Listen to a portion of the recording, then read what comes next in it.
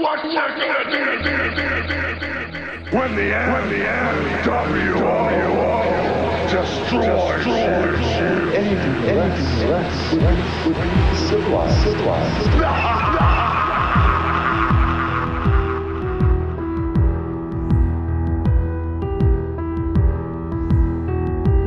Hey, what's up, everybody? Welcome, friends, fellow wisdom seekers, everybody, to the brave new world order, straight out the catacombs of podcasting. I am Brandon St. One. Let's get right to it. This is about the Donald Trump Assassination Attempt that happened yesterday, July 13th, 2024. Trump held a rally in Butler, Pennsylvania. He was about 6 minutes in, and then shots could be heard. He looked like he grabbed his ear, and then he went down before all the Secret Service agents piled on top of him. Once he got back up, they were still around him, of course. He was still hyping the crowd. He had blood on his face. It's a pretty wild scene.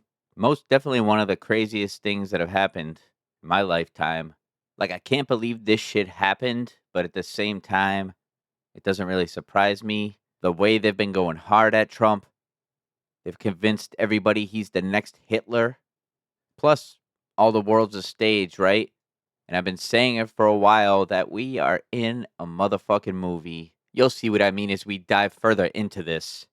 I gathered all the information that I possibly could. Everything that's available as of yet. It just happened 1 day ago, not even 24 hours ago.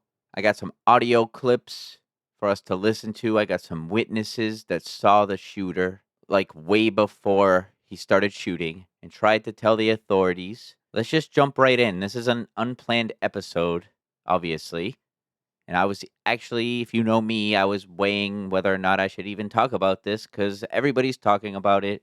And you know, I've talked about feeding the energies of the collective and what everybody's fixated on. And I don't like to be part of all of that all the time. But this is major. This is like one of the biggest things. And there's a lot of like little anomalies that I found interesting. So let's just jump right in. I'm sure most of you know a lot of the details already. It's everywhere. How can you avoid it? So let's just do a quick recap of all the major details before we get into the deep stuff. So like I said earlier, Trump held a rally on July 13th, and he was about 6 minutes in. He was in Butler, Pennsylvania. Let's just take a listen to what happened. I know it's a visual experience, but we can take a listen to him when he's talking and you hear the shots. If you want to really see something that said, take a look. You hear the shots. He grabs his ear. He goes down. Secret Service agents are on top of him. Other shots ring out. I'm pretty sure by now the shooter's already dead. Chaos. It's crazy, though, because people are, like, screaming and stuff, but nobody's running around frantic, like, trying to escape like you think a lot of people would at when there's shootings and stuff. People act crazy, and people get, like, stampeded and shit, you know? It's interesting how everybody's relatively calm at this rally when the shots start popping off. So that's what happened. The Secret Service takes Trump off the stage. They drive him out of there. The shooter's dead. But what's interesting is what happened beforehand, behind the scenes. There was a couple witnesses. I got two clips, two separate witnesses talking about how they saw the shooter over by the building that he climbed up on top of. And I think they saw him actually on top of the building. One of them did. Let's just listen to them. You don't need me explaining them. Take a listen for yourselves. Someone who was here, you weren't inside the event, Nope. but you were just outside. Tell us what you saw. So we had a party here all day. You can see behind us at the Brinkles Farming Greenhouse here. We had a party. And we all decided, hey, you know, when we hear Trump up there, we're going to walk up through the field, stand by the trees out there under the shade, and watch and listen to the rally, right? We couldn't see him, but we could hear him. So we walked up, and probably 5 to 7 minutes of Trump speaking. I'm estimating here. I have no idea, you know. But we noticed a guy crawling, bear crawling up the roof of the building beside us, 50 feet away from us. So we're standing there, you know, we're pointing at the guy crawling up the roof. And he had a gun, right? He had a rifle. A rifle. We could clearly see him with a rifle, absolutely. We're pointing at them. The police are down there running around on the ground. We're like, hey, man, there's a guy on the roof with a rifle.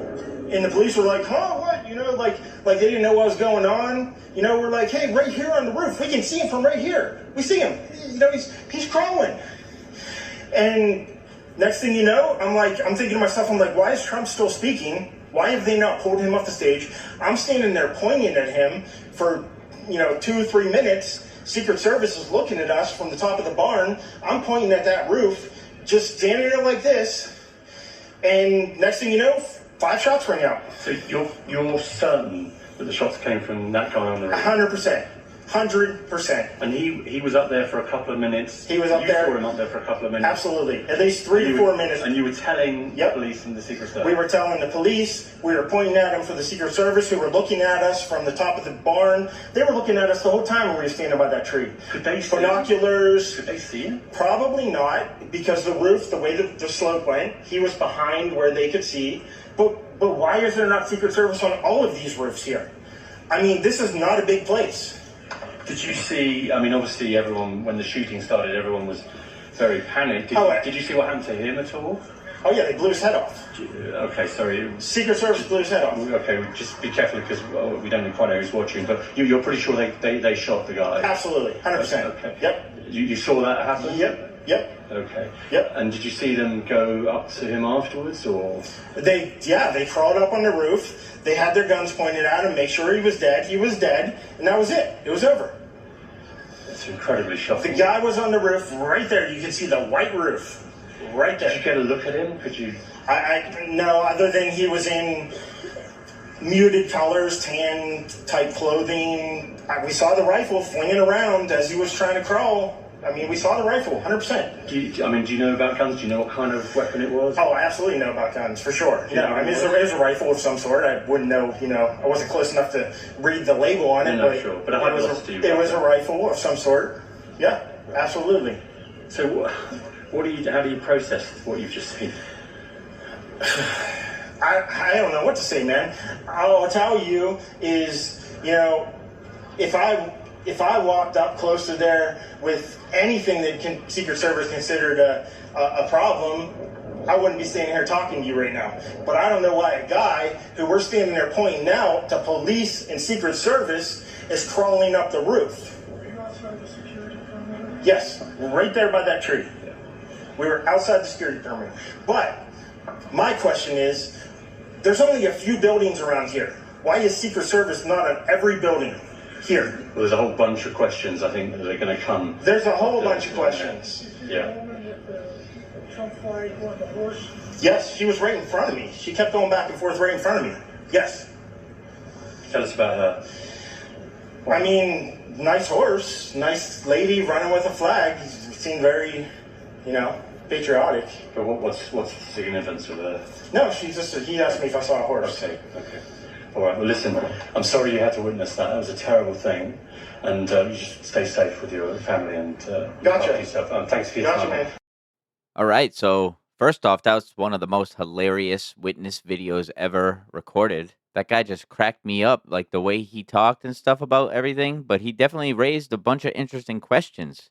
What the hell's up with the Secret Service not being on that building? And he said he was trying to alert them for like 3 minutes and nothing happened. These are questions that are definitely worth asking. And I'm pretty sure the FBI, you know how this is going to go, is doing an investigation into all the details and exactly how it happened.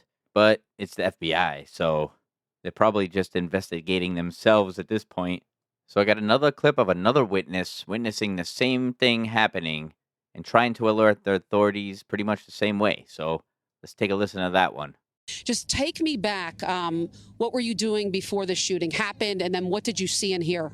I was just standing there like everybody else, waiting for Trump. And as Trump started, I noticed 2 officers that were looking for something or somebody. I was looking around myself and seeing a guy on top of one of the buildings go in between one building to the next, and went and told the officer that he was up there. And when I went back to my spot, I heard that people could still see the person from where they were standing. So I checked that out, and I went back to tell the officer that if he came over there, he could see them. And when I turned my back is when the shots started, and then it took me a second or two to figure out exactly what it was. And then it was just getting out of there and helping some other person out with her child, and we got out, and that was the end of that. And I went and left, and that was all. So that guy saw the shooter too a bunch of minutes beforehand, tried to alert the cops. Didn't seem like he saw him for as long as the other guy. Like, he didn't see him flailing around with a rifle for as long as the first guy, but he still saw him, and probably a bunch of other people too. How did the Secret Service not see that guy? It doesn't really make much sense at all, but I found a little bit of information. Let's go deep into the rabbit hole. I'm not saying any of this is true.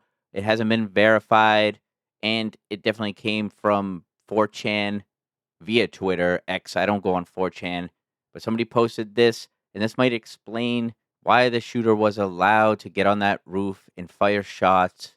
And there are multiple witnesses who saw him, and nobody did anything. Definitely take this with a grain of salt. I'm not saying any of this is true. I don't necessarily believe it is. I think it's probably bullshit, but a lot of people are going around with it, so I thought I would share it with you. And this is what it says. Somebody posted on 4chan, and then somebody posted it on X, which found its way to me along my travels. So this is what it says. My name is Jonathan Willis. I'm the officer in the famous photo of the two snipers on the roof at Trump's rally. I came here to inform the public that I had the assassin in my sights for at least 3 minutes, but the head of the Secret Service refused to give the order to take out the perp.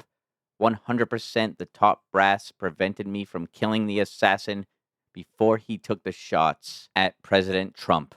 I didn't follow the orders, though. As soon as the shooter opened on Trump, I returned the fire despite strict orders not to engage. I had eyes on the shooter for 3 minutes, watching him fiddle with his rifle and adjust the scope. It was obvious he was the shooter, yet I wasn't allowed to engage. After I killed the shooter, I was arrested, questioned by the FBI, and just released an hour ago. Already lost my job for not following orders, but I'm glad I took the shots anyway.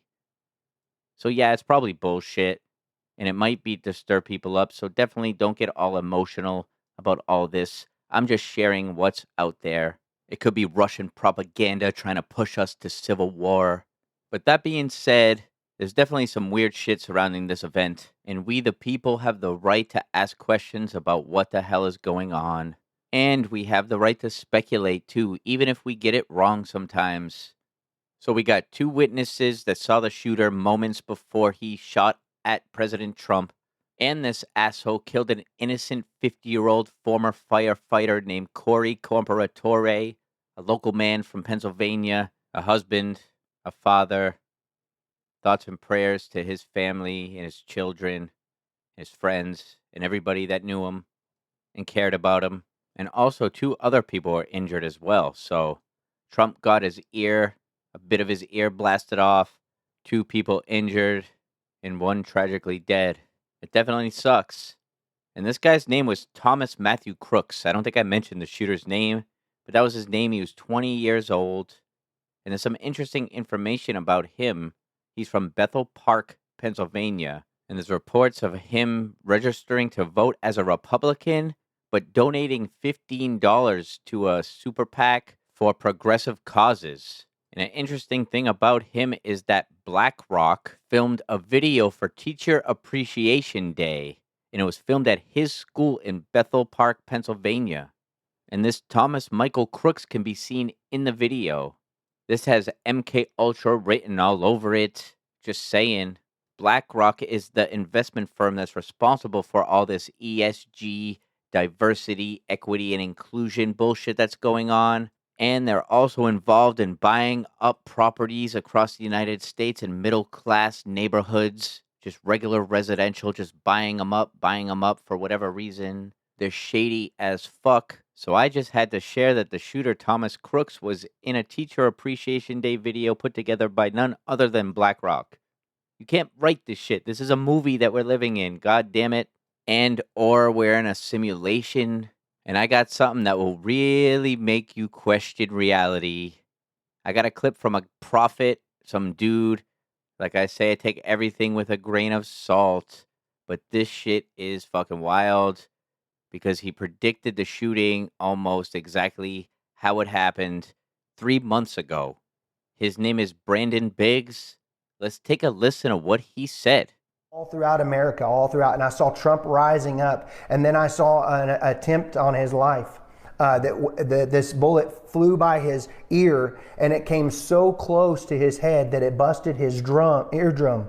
And I saw he fell to his knees during this time frame, and he started worshiping the Lord. He got radically born again during this time frame. I'm talking. People say he's saved now, but he becomes really on fire for Jesus, for what I saw coming.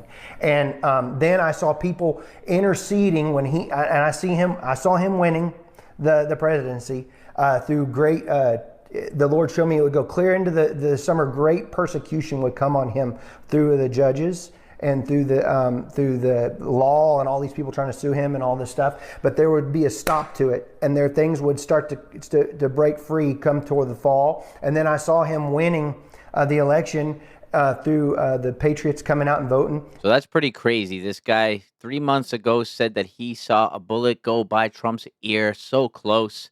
This one actually hit the tip of it.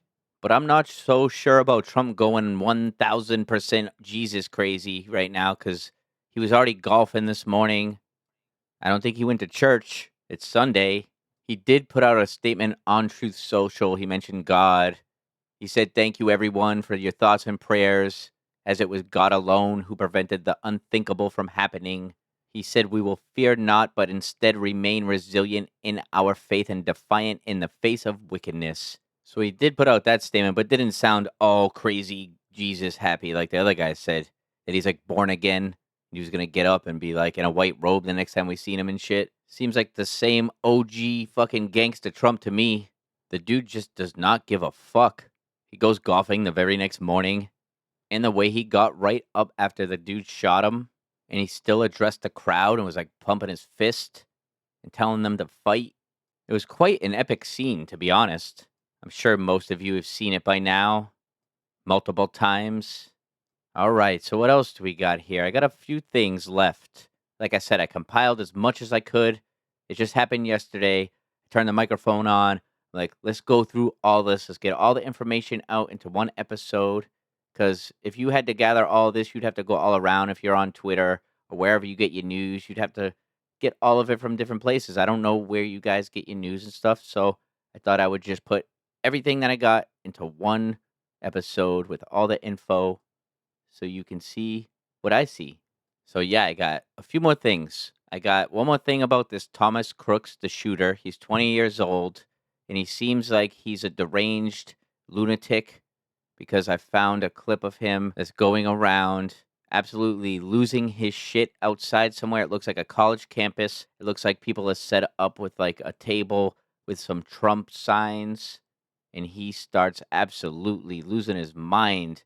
Take a listen to this. And this pretty much sums up the mindset of a lot of people who have Trump derangement syndrome, which I think may have possibly led to this type of thing happening because, like I said earlier, they've convinced people that he's an authoritarian autocrat. He's the next Hitler. And, you know, like, people think there's like a whole thought experiment about, oh, if you go back in time and kill Hitler when he was a baby and stop all like the atrocities that he committed, would you do it? So now we live in a reality where there are people who are so deranged and brainwashed that they look at Trump and they think that they could be that person that stops the next Hitler.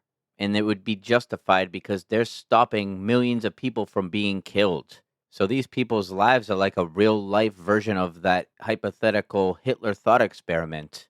It's really mind-boggling, but if you've been paying attention, you can see how that kind of thing can happen. Operation Mockingbird on the TV all day for the past 8 years. Trump derangement syndrome is a real thing, and it's dangerous. Just as dangerous as any other extreme ideology. But anyway, let's listen to this clip. I was going to show you guys a clip, and I went off on a tangent. So listen to this. This is the shooter, Thomas Crooks, losing his fucking mind. Slash his throat! Every fucking Republican! Suck my fucking balls! Say that one more time. Slash Republican throats! Slash fascist throats! Death to fascism! Have a good one! All right, so that was Thomas Crooks, the shooter, now deceased. I have no way of verifying if that was actually him, but this is what's going around on X. And it would make a lot of sense as to why he would want to take out the former president. Even if that clip isn't him, it just goes to show you. It proves my point, what I was saying earlier about how fucked up these people are. If that's not Thomas Crooks, then that's like the next guy who's going to do something fucking crazy. Some interesting times we are living in. I got one more thing to talk about that I think is really interesting. There's a game that came out in the 80s called the Illuminati, which is based off the books of Robert Shea and Robert Anton Wilson called the Illuminatus trilogy, which is kind of synchronistic that this is even coming up because just the other day I went to the library and picked up a copy of that book. It's 3 novels that consist of pretty much every conspiracy that you could ever imagine. But the reason why I'm bringing it up is because this card game came out in the 80s. The books were written in the 70s. Card game came out in the 80s.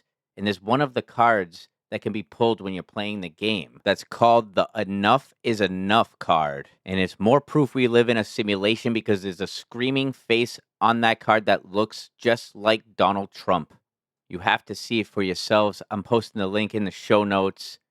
But it's not just the picture of the Donald Trump looking motherfucker that's on it. It's what it says. It says, anytime, any place, our snipers can drop you. Have a nice day. Yo, this realm we live in is fucking insane. Where are we? What are we supposed to do? How is this shit even real? Our snipers can drop you? That shit came out in the 80s. It looks like Trump in many of the pictures too, and he's like screaming and he's all hyped up. Definitely check out the link for yourselves. Don't take my word for it. Look into all of this shit. I'll post every single link that I have in the show notes if you want to take the time. If not, that's cool. Thanks for coming along with me on this journey. I hope that you enjoyed diving into the Donald Trump assassination attempt with me. I hope that it gave you some things to think about. I hope that you don't get too emotionally invested into all this stuff that's happening because it's always going to be crazy and it wants your soul and it wants you to be upset and running around desperate and demoralized. So thank you all so much from the bottom of my heart once again for joining me here for the Brave New World Order. Please like, subscribe, share. If you're enjoying the podcast, if you enjoyed this episode, send it to your friends, your family, to other open-minded, like-minded individuals that like to dive into this stuff a little deeper, not just what's on the surface and what's being told to us. Let me know what you think of the podcast, this episode, other episodes. Comment wherever you listen to podcasts. Smash that like button. Hit up YouTube and I will respond if you leave a comment. Leave a comment on Spotify. I believe they got rid of that whole Q&A business. So now if you leave a comment, I can respond on Spotify as well as YouTube. I don't think I can comment on other platforms like Apple if you listen there and leave a comment. I think you can only leave reviews on there anyway. So yeah, just try to reach out. Let me know what you think. I want to know your thoughts about all the crazy shit that's happening, where you think this is all going to go. It's definitely heating up. You can also email me, the Brave New World Order podcast at gmail.com. Follow me on X at Brave NWO podcast. Thanks again, everybody, for tuning in. Much more Brave New World Order to come. In the meantime, stay positive. Question everything. Think for yourself. Much love. Peace out.